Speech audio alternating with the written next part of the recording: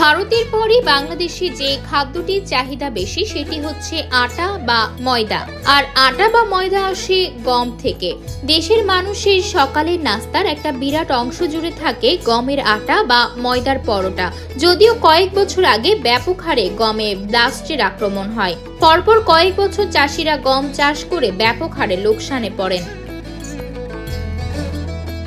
তবে এবার চাঁপাইনবাবগঞ্জের গোমস্তাপুরে কৃষি জমিতে রেকর্ড পরিমাণে গমের আবাদ হয়েছে।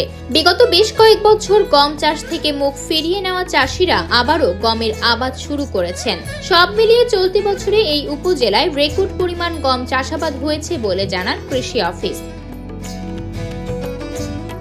গোমস্তাপুর উপজেলা কৃষি সম্প্রসারণ অধিদপ্তর সূত্রে জানা গেছে, চলতি মৌসুমে ৮,১০০ হেক্টর জমিতে গম চাষ করা হয়েছে। গত বছর আবাদ হয়েছিল ৬,৩০০ হেক্টর জমিতে। চলতি মৌসুমে উপজেলার ৬,২০০ জন কৃষকের মাঝে প্রণোদনার বীজ ও সার বিতরণ করা হয়েছে। ফলন ভালো হওয়ায় এই উপজেলার কৃষকদের আগ্রহ বেড়েছে গম চাষের দিকে।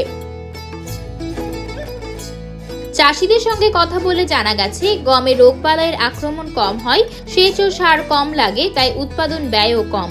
আবহাওয়া অনুকূলে থাকলে সঠিক পরিচর্যায় প্রতি বিঘায় ১৫ থেকে ১৭ মণ পর্যন্ত গম উৎপাদিত হয়। গম আল্লাহর রহমতে খুব ভালোই হয়েছে।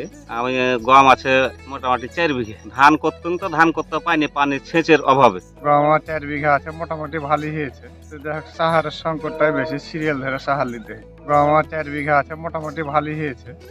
সাহারের সংকটটাই বেশি, সিরিয়াল ধরে সাহার নিতে। পানির অভাবে, পানির সেচের অভাবে এবার গম করেছি। গমটা ইনশাল্লাহ ভালো হয়েছে, আল্লাহ যা করে। কিন্তু সারের দাম প্রচুর। সারের দামটা যদি একটু কম হইতো তাহলে আমরা একটু উপকারিত হইতাম, বা সার পাওয়া যায় না, লাইন ধরে সার নিতে হয়েছে। এই লাই যদি দেখে একটু সরকার কিছু করে আমাদের জন্য, তাহলে আমাদের কৃষকের ভালো হয়।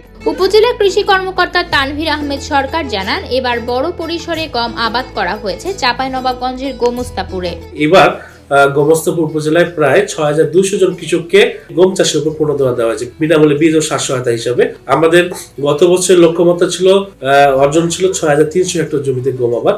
এবার এইটিকে ছাড়িয়ে কৃষকের মোটিভেশনের মাধ্যমে হোক আর প্রণোদনা, ব্যাপক প্রণোদনা কর্মসূচির মাধ্যমে সরকারের আন্তরিক প্রচেষ্টার কারণে কিন্তু গম আবাদ বৃদ্ধি পেয়েছে। আবহাওয়া অনুকূলে থাকলে এবছর কৃষকেরা গমের ভালো ফলন পাবেন বলে আশা করছেন কৃষি কর্মকর্তারা।